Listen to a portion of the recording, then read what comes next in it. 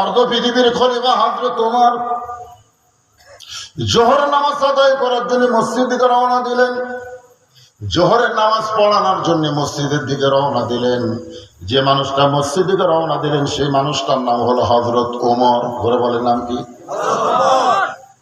বাংলাদেশের মতন, আমাদের বাংলাদেশের মতন ৯৬টা দেশের তিনি খলিফা ছিলেন।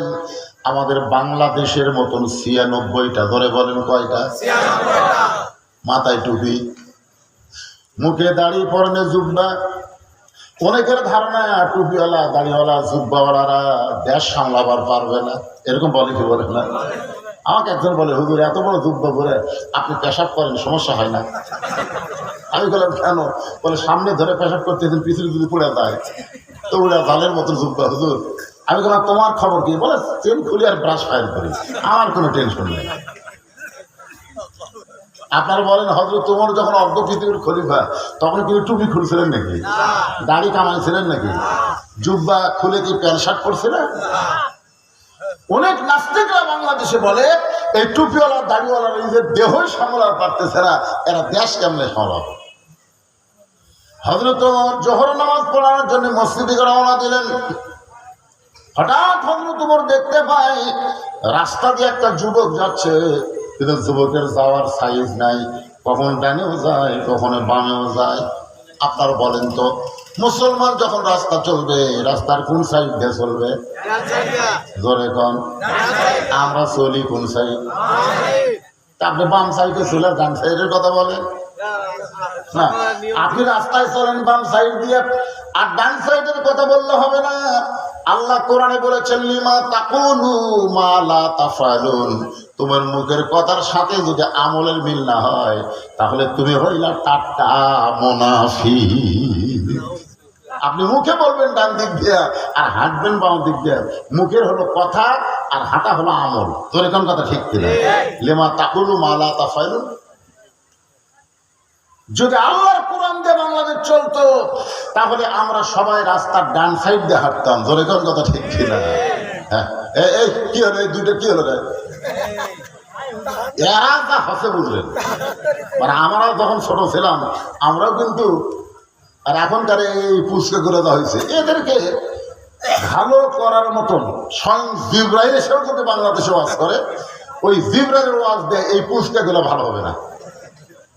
এদেরকে ভালো করতে গেলে ওয়াজ দেওয়া হবে না, এদের ভালো করতে গেলে আল্লাহর আইন লাগবে। ধরে কথা কন না কেন? খালি গিরা গিরাই বাড়ি ফালালেই এরা ভালো নয়। হ্যাঁ, কি বসলাম, মন সালে উঠল, মন সালে থাকলো। কোরআনের মাহফিল একটা গুরুত্ব যারা দেয় না, মুসলমানের বাচ্চা হলে জন্ম নিলেই হবে না, মরার সময় মুসলমান হয়ে মরা লাগবে। ধরে কোন কথা ঠিক কি না? এটা কি আমার কথা? আল্লাহ কোরআনে বলেন ইয়া আইয়ুহাল্লাযীনা আমানু তাকুল্লাহা হাক্কা তুকাতিহি ওয়া লা তামুতুন্না ইল্লা ওয়া আনতুম মুসলিমুন। কোরআনের আয়াত শুনলে কি বলা লাগে? আল্লাহু আকবার। ওমর ফারুক দেখে ছেলেটা ডানেও যায় বামেও যায়, রাস্তা চলার কোনো সাইজ নাই। হযরত ওমর এক দৌড়ে গিয়ে ছেলেটার সামনে দাঁড়ালেন যে কেন ডানেও যায় বামেও যায়, পরে সাইজ করার দরকার আছে না নাই? এই মনে করে ওমর ফারুক সামনে গিয়ে তাকায় দেখে ছেলেটার কেউ না, তারই জন্ম দেওয়া সন্তান আবু শামা। ওমর ফারুক জিব্বাত কামড় খেলেন, আমার জন্ম দেওয়া ছেলে এরকম বেসাইজ? কিন্তু আপনার ছেলে কিছুই মনে হবে না? এই সরকার কিছুই মনে হবে না? আমার জন্ম দেওয়া ছেলে কখনো ডানেও যায় কখনো বামেও যায়। ওমর ফারুক জিব্বাত কামড় দিলেন, কামড় দিয়ে চিন্তা করলেন আমার ছেলে কেন ডানে যাচ্ছে কেন বামে যাচ্ছে, এটা বুঝাবার গেলে সর্বপ্রথম আমাকে সালাম দেওয়া লাগবে। রাসূল বলেছেন আসসালামু ক্বাবলাল কালাম, কারোর সঙ্গে যদি কথা বলতে চাও আগে সালাম দিয়ে তারপরে কথা বলতে হবে। আগে কি? সালাম।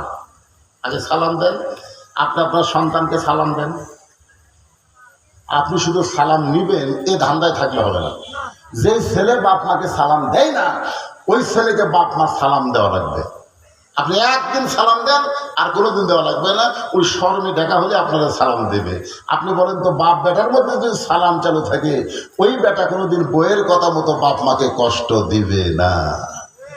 আজ থেকে খালি আপনি বাবা হয়ে আপনার বেটাকে সালাম দেন, খালি সালাম চালু করে দেন, ওই আর বইয়ের বুদ্ধি শুনবি না। ওর কাছে বাপ মা তখন বড় হবে। বউ পরিবর্তন করা যাবে কিন্তু বাপ মা পরিবর্তন করা যাবে না। কথা কন না কেন? আমাদের বাংলাদেশে বউ পরিবর্তন করা যাবে না, কথা কন যাবে কি যাবে না? নিজের ছেলেকে সাবধান করার জন্য হযরত ওমর সালাম দিলেন, আসসালামু আলাইকুম, আসসালামু আলাইকুম ইয়া ইবনি, রে আমার পুত্র তোমার প্রতি আল্লাহ রহমত বর্ষিত হোক। ছেলেটা বলতেছে আপনি কে ভাই, আপনাকে তো চিনলাম না। ওমর ফারুক ছেলেটাকে সালাম দিলেন আর ছেলেটা সালামের উত্তর তো দিলই না, বরং বলতেছে আপনি কে ভাই, আপনাকে তো চিনলাম না। ওমর চমকে গেল, বেটা হয়ে বাপরে ভাই কয়, আপনি কোন লক্ষণ ভালো? ডানেও যায় বামেও যায়, আবার সালামের উত্তর দেয় না, বলে আপনি কে ভাই। ওমর ফারুক চিন্তায় পড়ে গেলেন, আমার সন্তান আমাকে ভাই বলতেছে, কারণ কি? মুখের কাছে নাক টানিয়া যায়, মুখের ভিতর থেকে মদের গন্ধ পায়। মুখের ভিতর থেকে কিসের গন্ধ আসতেছে? ওমর ফারুক আশ্চর্য হয়ে গেল, আমার ছেলে মদ খাচ্ছে। আল্লাহর কোরআনে আইন হলো কেউ যদি মদ পান করে তাকে 80টা বেত মারা লাগবে। জোরে বলেন কয় বেত? এটা হলো আল্লাহর আইন। আর বাংলাদেশের সরকার আইন কি সেটা সরকার ভালো জানে, উকিল ভালো জানে, কিন্তু আল্লাহর আইন হলো তাকে 80টা বেত্রাঘাত করা লাগবে। এখন 80টা বেত মারলে ছেলে বাঁচবে না মরবে সেটা পরের কথা, আল্লাহর আইন কার্যকর করা লাগবে সেটাই আসল কথা। জোরে কোন ঠিক কি না? ওমর ফারুক লক্ষ্য করে দেখলেন আশেপাশে কেউ আছে কিনা। চারিদিকে তাকায় দেখে কোনো মানুষজন নাই, খালি বাপ আর বেটা, এছাড়া কেউ নাই। ওমরের মন বলতেছে তোমার ছেলে মদ পান করে সেটা কেউ জানে না, তুমি তোমার সন্তানকে বাড়িতে নিয়ে যায় এমন ভাবে শাসন করো আর যেন মদ না খায়। কেউ যখন দেখে নাই তুমি আর তোমার সন্তান, মন বলতেছে তোমার সন্তানকে বাড়িতে নিয়ে গিয়ে সাইজ করো আর যেন ভবিষ্যতে মদ না খায়। ঈমান বলতেছে ওমর কেউ দেখেনি এই কথা বলতে পারো না, কেউ না দেখলেও তোমার আল্লাহ দেখেছে। জোরে কোন ঠিক কি না? আপনার বলেন তো মন আর ঈমান এই দুইটাকে এক? বাংলাদেশের মুসলমান মনের তাগিদে চলে, ঈমানের তাগিদে চলে না। মনের তাগিদে চলার কারণে 150টা ভোট দেয় আর মন বলে কেউ দেখে নাই। কিন্তু ঈমান যদি আপনি খেয়াল করেন, আপনার ঈমান বলতেছে দরজা জানলা বন্ধ করে যতই ভোট দাও কেউ না দেখলেও তোমার আল্লাহ দেখেছে। খালি এই বিশ্বাসটা আপনারা করবেন যে কেউ না দেখলেও আল্লাহ দেখছে, আর কেউ না দেখলেও দুই কান্দের ফেরেশতা লিখতেছে। জোরে কোন কথা ঠিক ছিল? আপনি দরজা জানলা বন্ধ করে অশ্লীল ভিডিও চালু করে যুবকেরা তোমরা পর্নোগ্রাফি দেখতেছ, মনে করতেছ বাপ মা ঘুমিয়ে গেছে, দরজা জানলা বন্ধ কেউ দেখতেছে না। তাহলে একটা বিশ্বাস করো, কেউ না দেখলেও কে দেখতেছে? আরো জোরে জোরসে বলুন। আর কেউ না দেখলেও না, তোমার দুই কান্দের ফেরেশতা আছে না নাই? কোরআনে আল্লাহ বলেছেন কিরামান কাতিবিনা ইয়ালামুনা মা তাফআলুন, তোমার দুই কান্দে দুই মুহুরি। এগুলা গান গালে গুনাহ হবে না। কেমন মুরব্বী আপনার আমাকে সময় কাটান, এটা তো আমাকে গান, সেই সময় গান। তোমার দুই কান্দে দুই মোহরি লেখিতেছেন ডাইরি, দলিল দেখে রায় দিবে, টাকা পয়সার নাই কারবার। আছেন আমার মুক্তার, আছেন আমার বারিস্টার, সেজ বিচারের হাইকোর্টে তিনি আমায় করবেন পার, আমি পাপী রাসূল জাবিন্দা। মনের ঘরে তালা দিয়া, এই কথাটা একটু বোঝেন তো, দেখে বুঝতে পারেন কিনা। মনের ঘরে তালা দিয়া চাবি নিয়া আছেন সাই, আমি অধম শব্দ কি তার হুকুম ছাড়া বাইরে যাই, হুকুম ছাড়া বাইরে যাই। মনুরে পারাপারে থাকলে তারা সঙ্গে নিয়ে গাড়ি ভাড়া, জবাবদিহি করতে হবে ধরলে টিকিট কালেক্টর, আমি পাপি তিনি জামিনদার। সেই দিনের সেই স্টেশন, স্টেশন বলেন হাসরের ময়দান, সেই দিনের সে স্টেশনে থাকবে নানান প্যাসেঞ্জার, দ্রুত জানে পার হবে সে, টিকিট কাটায় আছে যার, টিকিট কাটায় আছে যার। একটু মনোযোগ দিবেন, কেউ না দেখলো আল্লাহ দেখতেছে, আর কেউ না দেখলেও ফেরেশতা দুইজন লিখতেছে। আমাদের দুই কান্দে দুইটা ফেরেশতা আছে, লিখতেছে না? এজন্য লিখতেছে না? সব কিছু লিপিবদ্ধ হচ্ছে। আবার অনেক সময় কথা বলার সময় দুইজন কথা বলবো, আমরা কিন্তু চারিদিকে দেখি কেউ নাই রে, কেউ নেই, আমরা দুইজন রে, দুই কান্দের ফেরেশতাকে কেটে পাকলা, আমরা কি ঘুম কাটতেছি? আমরা কিন্তু চারিদিকে খেয়াল করে কথা বলি, ঠিক না? কিন্তু ফেরেশতা খেয়াল করি না। এই ফেরেশতাকে খেয়াল করে কথা বলতে হবে, এমন কথা বলতে হবে ডান কান্দের ফেরেশতা যেন লেখে, বাম কান্দের ফেরেশতা যেন ঘুমায়া যায়। ধরে কোন কথা বল না, ডান কান্দের ফেরেশতা যেগুলো লিখবে এগুলো হল জান্নাত পাওয়ার কারণ, আর বাম কান্দের ফেরেশতা যদি বেশি লাগে তাহলে জাহান্নামে যাওয়া লাগে। আমাদের কোন ফেরেশতাকে আমরা ব্যস্ত রাখবো, ডান না বাম? হ্যাঁ, কোরআনের মাহফিলে বসে আপনারা খুব খেয়াল করবেন। ওমর ফারুক ইমান বলতেছে কেউ না দেখলেও আল্লাহ দেখেছে। তোমার ছেলে মদ পান করেছে, খালি তুমি দেখো নাই, তোমার আল্লাহ দেখেছে। এখন বলেন বাড়িতে নিয়ে যা সাইজ করা যাবে? ওমর ফারুক এক টানে মাথার পাগড়ি খুললেন, এক টানে মাথার পাগড়ি করলেন, সেই পাগড়ি দিয়ে তার সন্তানের দুইটা হাত বেঁধে ফেললেন। পাগড়ি মাথায় দেওয়া সুন্নাত, আবার প্রয়োজন মতো পাগড়ি হ্যান্ডপাক বানানো সুন্নত, হ্যান্ডকাপ বানানো সুন্নত। এতক্ষণ কোথায় ছিল? আর এখন খুলে দুই ছেলের দুই হাত থেকে মরমা দিয়ে বাঁধিছে। আমি একবার ওয়াজ থেকে বাড়িতে গেলাম, যাওয়ার সময় ড্রাইভার বললো, হুজুর আপনি গেটে নামেন, আমি গাড়ি ফ্রেশ করতেছি। আমি গেটে নেওয়া যখন বাসার দিকে যাচ্ছি, 4 মাসটা কুত্তা আমার ধরলো, খাও করে ধরলো রাত 2টার সময়। আমি কুত্তা খেতে যত দোয়া আছে বুঝলেন, সমস্ত দোয়া পড়া শুরু করলাম। কুত্তা মনে আমার জুব্বা কামড়ে ধরবে। শেষ পর্যন্ত কোরআনে আয়াত পেলাম, ইন্নাহুম ইয়াকিদুনা কাইদা ওয়া আকিদু কাইদা। আয়াত করার পরে এক কুত্তা এসে মারলো খামসা। আমি বললাম এত দোয়া দিয়ে কাম হচ্ছে না রে। আমার ইমান বলতেছে মৌলানা খালি তোর মুখে দোয়া আছে, লাঠি নেই। লাঠি থাকলে দোয়া লাগে, এক কুত্তার পাশাত বাড়ি মারলে বাকি 4টি এমনি দৌড় মারতো। তোর কোন কথা ঠিক না? অনেক সময় খালি দোয়া দিয়ে কাম হয় না ভাই, লাঠিও লাগে। পাগড়ি মাথায় দিয়ে নামাজ পড়লে যেমন সওয়াব হবে, এই পাগড়ি দিয়ে অন্যায়ের প্রতিবাদ স্বরূপ বাতিলদেরকে বেঁধে ফেললেও সওয়াব আছে। তোর কোন কথা ঠিক না? আপনারা ইসলামে আন্দোলন কর্মী যারা মাথার পাগড়ি দিবেন, প্রয়োজনে ওই পাগড়ি মাজাত বানবেন। তোর কোন কথা ঠিক না? ওমর ফারুকের সন্তানের দুইটা হাত বেঁধে টেনে টেনে নিয়ে গেলেন মসজিদ নববীতে। মসজিদ নববীর বারান্দা একটা খুঁটির সঙ্গে ছেলেটার দুইটা হাত না দুইটা পাও আবার মরমা দিয়ে বাঁধলেন। বাঁধার পরে হযরত ওমর মসজিদের মধ্যে ঢুকে 4 রাকাত নামাজের নিয়ত করলেন। যোহরের পূর্বে 4 রাকাত সুন্নত আছে না নাই? সর্বসা করলে সুন্নত কয় রাকাত? 4 রাকাত না, সব নামাজ মিলে 12 রাকাত সুন্নত আপনাকে পড়াই লাগবে। এটা কিন্তু আমলের ওয়াজ। কয় রাকাত? 12 রাকাত। যোহরেরই হল 6 রাকাত। যোহরের আগে 4, পরে 2, মাগরিবের পরে 2 রাকাত, এশার পরে 2 রাকাত, আর ফজরের আগে 2 রাকাত। এই 12 রাকাত সুন্নত কিন্তু পড়া লাগবে। যুবকেরা তোমরা খালি ফরজ মারো, জুমার দিনে সবার শেষে যাবি, সালাম ফিরালি ওরা আগে বাড়বে। আচ্ছা, যৌবন বয়সে যদি ইবাদতে এরকম ব্যাখ্যাল হয়, বুড়া হলে আর পারবি তো?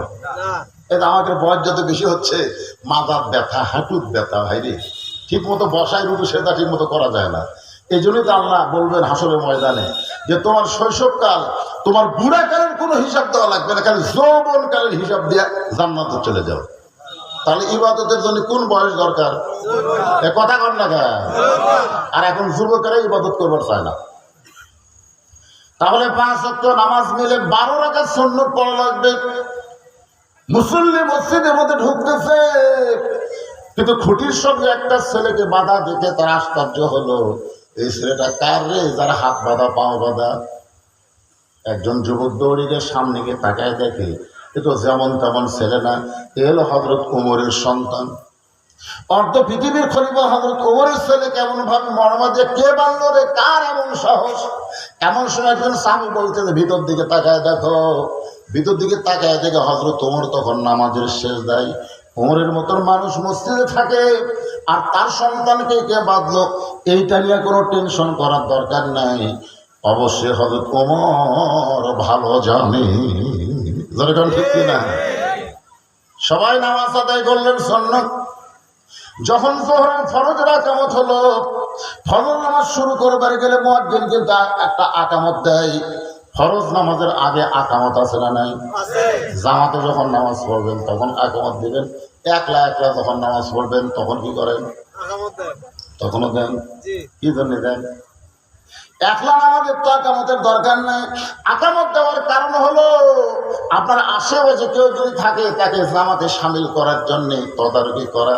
কিন্তু একলাও আকামত দেওয়ার কারণ হলো যদি কোনো মানব না থাকে, অন্য কেউ এসে আপনার সঙ্গে জামাতে হাজির হওয়ার পারে। ধরে গেল সুবহানাল্লাহ। ভাইজান, এই আকামত যখন শুরু হয়, আকামতের মধ্যে একটা শব্দ আছে, কামাতিস সালাহ। কামাতিস সালাহ আছে না না? কামাতিস সালাহ, নামাজ দাঁড়িয়ে গেছে। নামাজ এমন একটা ইবাদত যার শুরুটা দাঁড়িয়ে করতে হবে। ইচ্ছা করে চেয়ারে বসে কিন্তু নামাজ হবে না। যে মসজিদের মধ্যে চেয়ার ঢুকছে বুঝবেন ওই মসজিদের জামাত মাকরুহ, ওই মসজিদের জামাত মাকরুহ।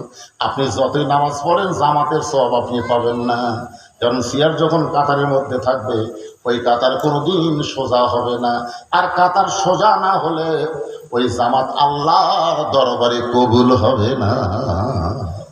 জামাতে নামাজ পড়ে গেলে কাতার কি করা লাগবে? কথা বল না কেন? আপনাকে মসজিদে কি চেয়ার ঢুকছে নাকি?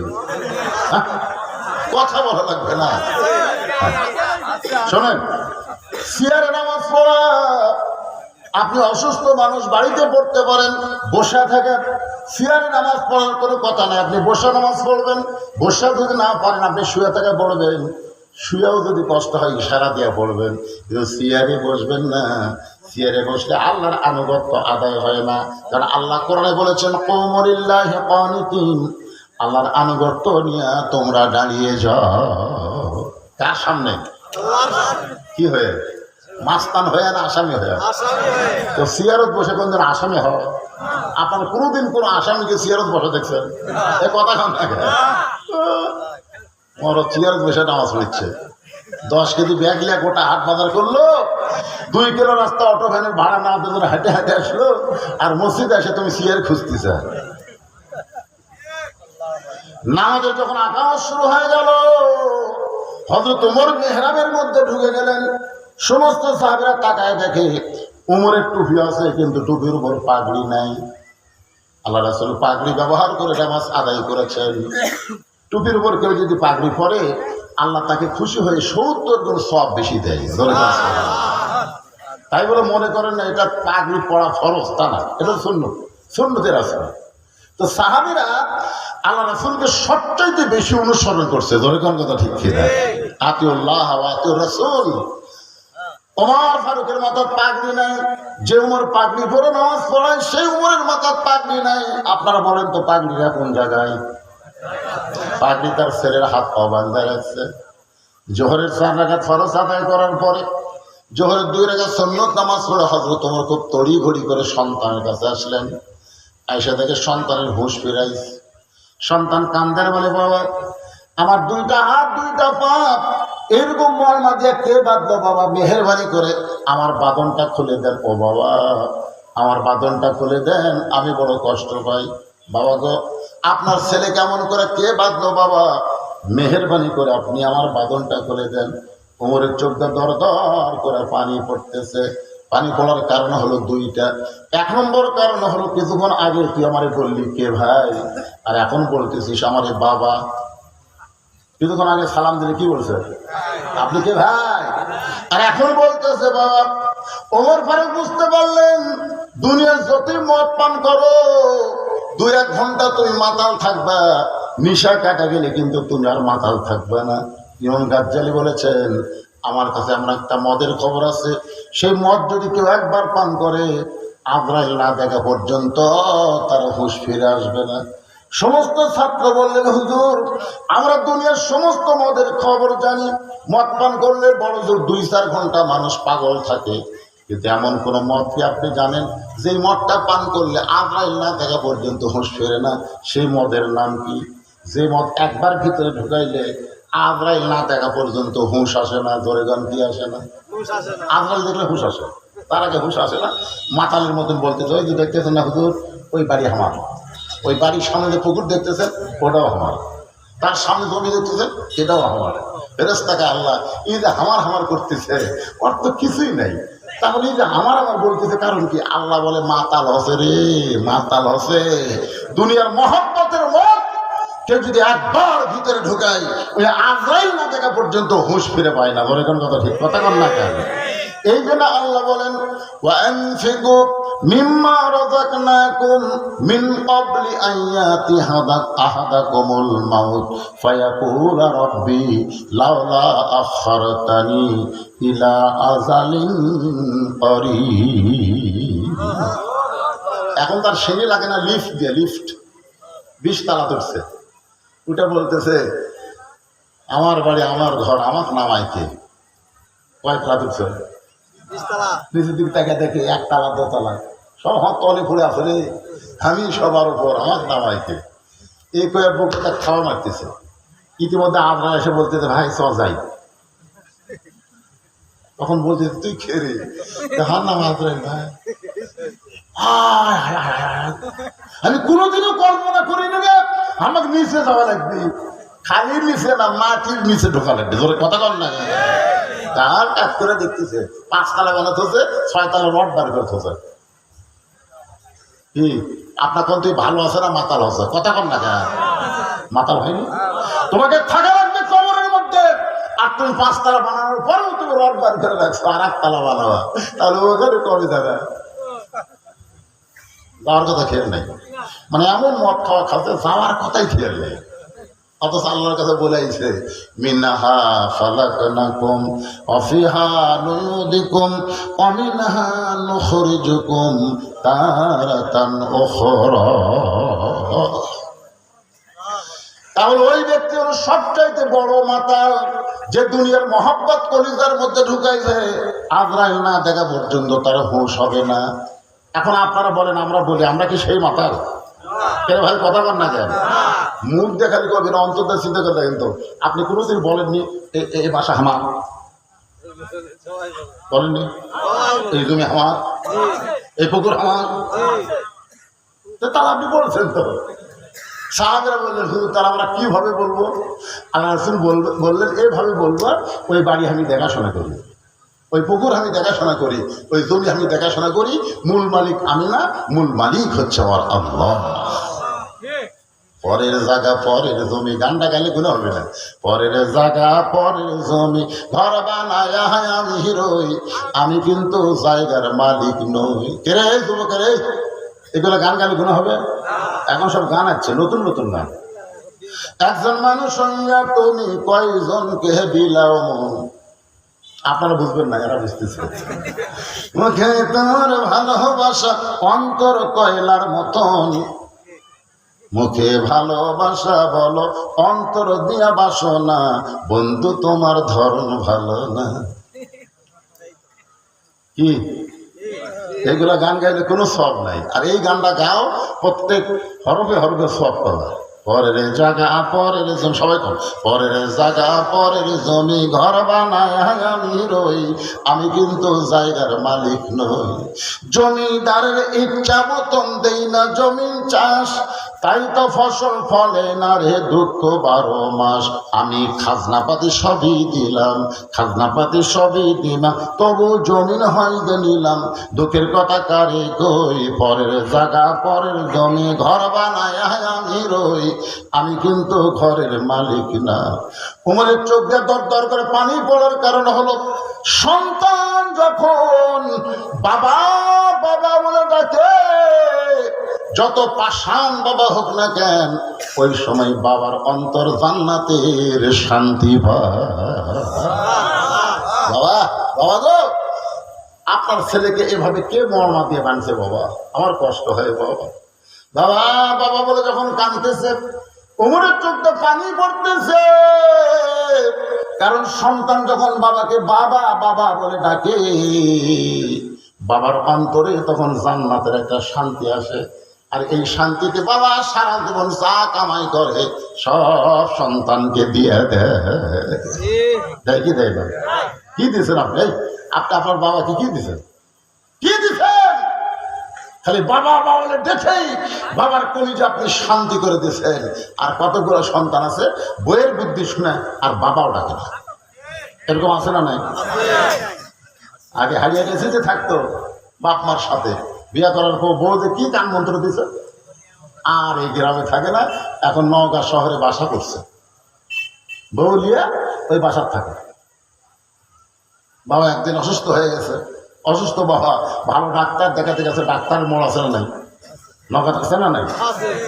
বড় ডাক্তার, একে সিরিয়াল দিতে দিতে রাত 9টা বেজে গেছে। রাত 9টার সময় এখন চিন্তা করে এত রাত্রে হারিয়ে গেছি, যাই না বেটার বাসার যাই। মন বলতেছে কে এত কষ্ট করে হারিয়ে গেছে, তাহলে বেটার বাসার যা।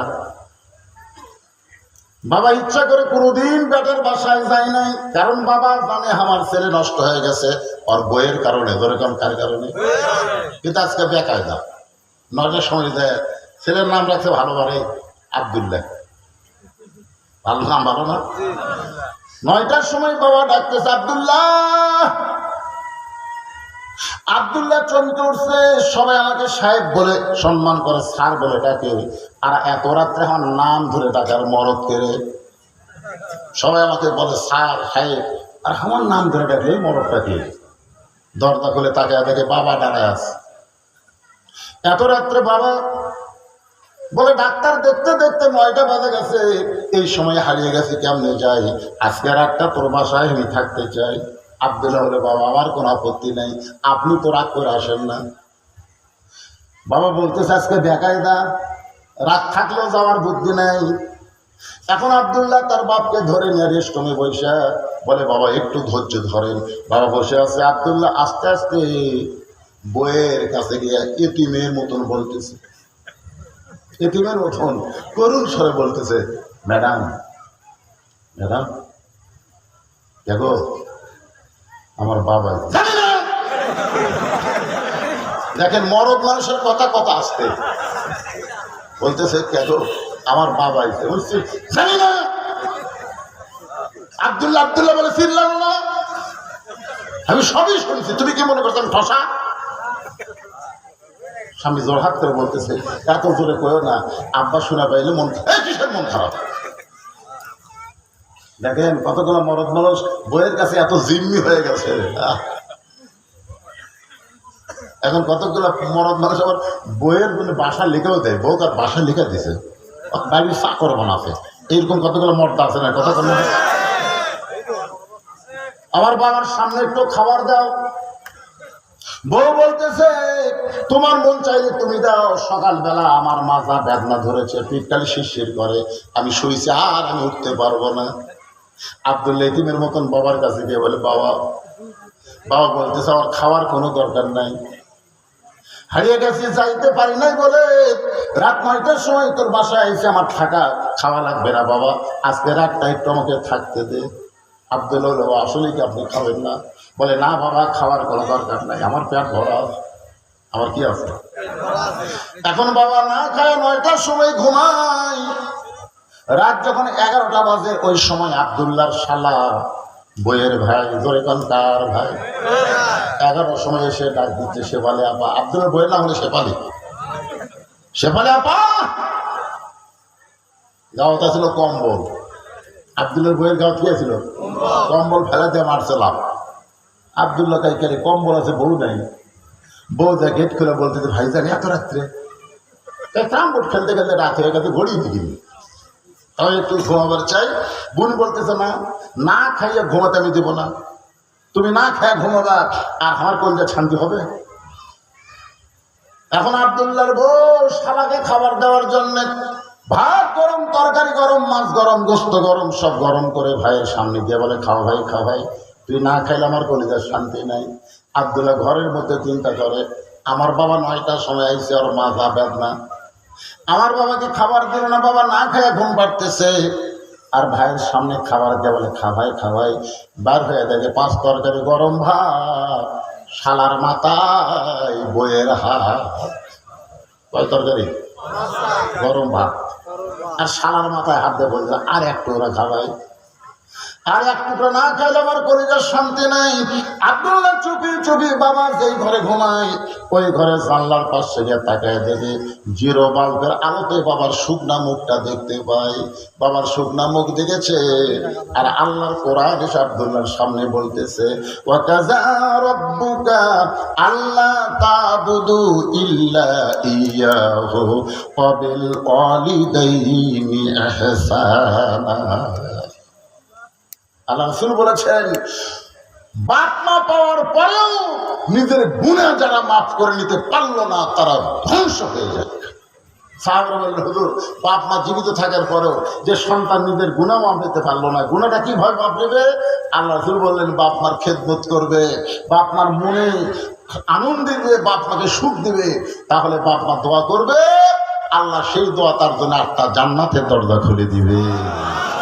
আল্লাহ কোরআনে বলতেছেন আল্লাহর ইবাদতের পরে বাবার প্রতি দয়া করো, ইহসান করো, ভক্তি করো। কোন সন্তান মহব্বতের নজরে বাপমার মুখের দিকে যদি আপনার বলেন তো ওমর ফারুক তার সন্তানকে ভালো বেশি বাসে না কম বাসে? কথা কয় না, তাহলে জল্লাদ আসতে মারতেছে।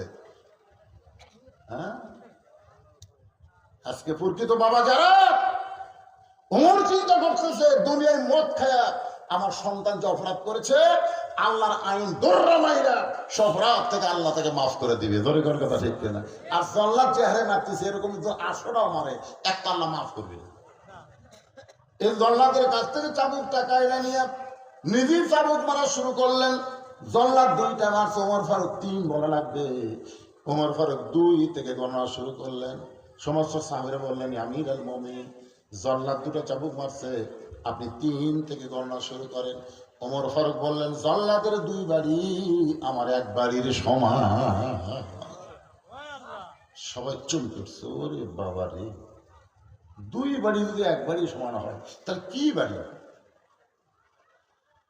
মারতে মারতে 30টা চাবুক যেই মারছে আবু শামা বেহুশ হয়ে পড়ে গেছে। ওমর ফারুক চেয়ারে বসে বললেন 1 গিলাস পানি দাও, একটু পানি দরকার। সাহাবীরা দৌড়ে গিয়া 1 গিলাস পানি দেয়। মনে করছে বেহুশ সন্তানকে ওমর ফারুক পানি পান করাবে, যে সন্তানকে পানি পান না করায় নিজেই পানি পান করলেন। পানি পান করে বললেন একে দৌড়া মারতে মারতে আমি ক্লান্ত হয়ে গেছি, আর ক্লান্ত অবস্থায় দৌড়া মারলে কার্যকর হবে না, এই জন্য পানি পান করে একটু সতেজ হলাম। সামান্য গিলাসের নিচে পানি ছিল, ওই পানিটা আবু শামার চেহারার মধ্যে ছিটাই দিল। যেই ছিটাই দিয়েছে আবু শামা হুঁশ ফেরার সঙ্গে সঙ্গে ওমর ফারুক আবার চাবুক মারা শুরু করলেন। 50টা চাবুক মারার সাথে সাথে সাহাবীরা সবাই কান্না দিয়ে বললেন আমিরুল মুমিনিন আর মারবেন না, আর মারবেন না, আপনার আবু শামা মারা গেছে। মানে আল্লাহর খেয়ালে দৌড়া মারতে গিয়া নিজের সন্তান যে মারা গেছে এদিকে খেয়ালই নেই। খেয়াল করতেছে কার? কথা কন না ভাই, খেয়াল করছি এটা। সমস্ত সাহাবীরা কান্দার বলে, ইয়া আমিরুল মুমিনিন, আর মারবেন না, আর মারবেন না। আবু শামা দুনিয়া থেকে বিদায় হয়ে গেছে। সঙ্গে সঙ্গে হযরত ওমর হাঁটু গেলে বসে সন্তানের শরীরের দিকে তাকায় দেখে অনেক জায়গা কেটে রক্ত বের হয়ে গোটা দেহ রক্তাক্ত হয়ে গেছে। এতক্ষণ যে মারছে দেহ কাটা রক্ত বের হয়েছে, ওদিকে ওমরের খেয়াল নাই। কিন্তু যে মাত্র শুনছে সন্তান মারা গেছে, তখন সন্তানের সামনে হাঁটু গেড়ে বসে সন্তানের থুতুর তলা হাত দিয়ে বলে, বাবা, দুনিয়ার সমস্ত মানুষ বলবে ওমর বড় নিষ্ঠুর, তার সন্তানকে দৌড়া মারতে মারতে হত্যা করেছে। কিন্তু বাবারে, আমি তো জানি আমি নিষ্ঠুর না, আমি তোকে জান্নাত পাওয়ার আশায় দৌড়া মারছি বাবা। দুনিয়ার সমস্ত মানুষ জানবে ওমর নিষ্ঠুর, কিন্তু আমি তোরে দৌড়া মারছি। দুনিয়ার কষ্ট তুই সহ্য করতে পারবি বাজান, জাহান্নামের আগুন তুই কেমনে সহ্য করবি? এই দিনে তোর খেয়াল অন্তর থেকে বের করে দিয়ে আমি আল্লাহর খেয়ালে চাবুক মারছি। দুনিয়া থেকে বিদায় নিয়েছিস আবু শামা রে, নবীর সাহাবীরা। আবু শামা দুনিয়া থেকে বিদায় নেওয়ার পরে 5টা কাজ, ধরে বলেন কয় কাজ? 1 নম্বর কাজ হলো কবর খোঁড়া। তোমরা কেউ কেউ আবু শামার জন্য কবর খোঁড়ো। ওমর ফারুক বললেন, 5টা কাজের মধ্যে একটা কাজ শুধু তোমরা করো, আবু শামার জন্য কবর খোঁড়ো। আমি নিজে আবু শামারে গোসল করায় দিব। ওমর ফারুক বললেন, আমার সন্তানকে আমি গোসল করায় দিব, আমার সন্তানকে আমি কাফনের কাপড় পরায় দিব, আমার সন্তানের জানাজার নামাজ আমি পড়াবো, আমার আবু শামাকে নিজের হাতে কবরে নামায়া দিব। এখানে কয়টা কাজ হইলেন? 1 নম্বর কাজ কি? কবর খনন করা। 2 নম্বর, আমার সন্তানকে আমি গোসল করায় দিব। 3 নম্বর, আমার সন্তানকে আমি কাফনের কাপড় পরায় দিব। 4 নম্বর, আমি নিজে জানাজার ইমামতি করব। আর 4 নম্বরে আমি তাকে কবরের ঘর নিজের হাতে নামায় দিব। কবর খনন করার পর ওমর ফারুক তার সন্তানকে গোসল করাচ্ছে। নিজে কেন গোসল করাচ্ছেন? কারণ কত জায়গায় চাবুক মারছে, আল্লাহর খেয়ালে এগুলো দেখতে পারে নাই, কিন্তু গোসল করাবার গেলে বাবার কিন্তু সব দেখতে পাবে। আর সন্তানকে গোসল করাতে গিয়ে বাবার চোখের পানি যদি বের হয়, ওই চোখের পানির ওসিলায় আল্লাহ সন্তানকে মাফ করে দিবে। সন্তানের মাফের জন্য দোয়া করে বাবা কানলে এই দোয়াকে আল্লাহ ফিরাই দিবে, যেরকম ফিরাই দিবে। নিজের সন্তানকে কাফনের কাপড় পরায় জানাজার ইমামতি করতেছে। সন্তান মারা গেছে, বাবা ইমাম, সন্তান হলো লাশ আর বাবা হলো ইমাম। এরকম জানাজা আমাদের বাংলার জমিনে হয়েছে। আল্লামা সাইদি হুজুর হলো ইমাম আর রফিক সাইদি হলো লাশ।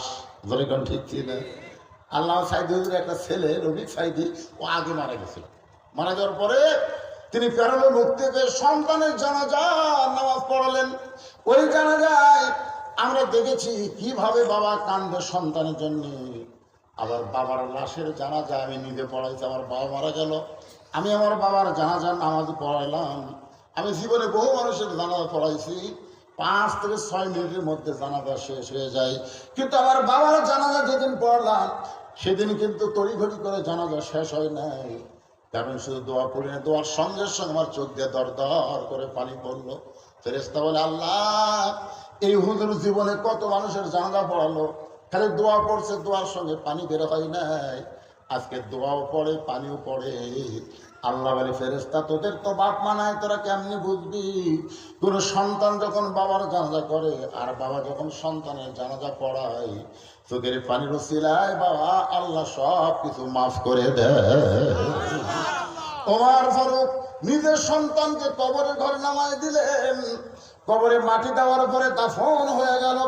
দাফন হওয়ার পরে সবাই যখন চলে গেছে, ওমর ফারুক যায় নাই, বরং কবর থেকে চাবুক বের করে ওই কবরের উপরে আরো 30টা চাবুক মারলেন। 50টা মাতৃ সন্তান মারা গেছে, তাই বলে বাকি 30টা মারবে না তা কিন্তু না। 30টা চাবুক কবর মারার পর ওমর ফারুক চোখের পানি নিয়ে বললেন, আল্লাহ, মদ পান করার শাস্তি হিসাবে আমি বাবা যে শাস্তি দিয়েছি, আমার সন্তান কবরে যাওয়ার পরও বাকি 30টা চাবুক মেরে আমার সন্তানের জন্য তোমার কাছে মাপ চাই। এমন একটা বিচার যদি বাংলাদেশে কেউ দেখাবার পারত, তাহলে বাংলাদেশের কোনো যুবক মদ পান করা তো দূরের কথা, মদের শব্দ মুখে আনতো না। জোরে কোন কথা কন না? হ্যাঁ, আমাদের যুব শক্তি নষ্ট হওয়ার পিছনে বিশাল একটা কারণ হলো এই নিশা, এই ইয়াবা, এই বাবা, এই ফেন্সিডিল। জোরে কোন কথা ঠিক কিনা?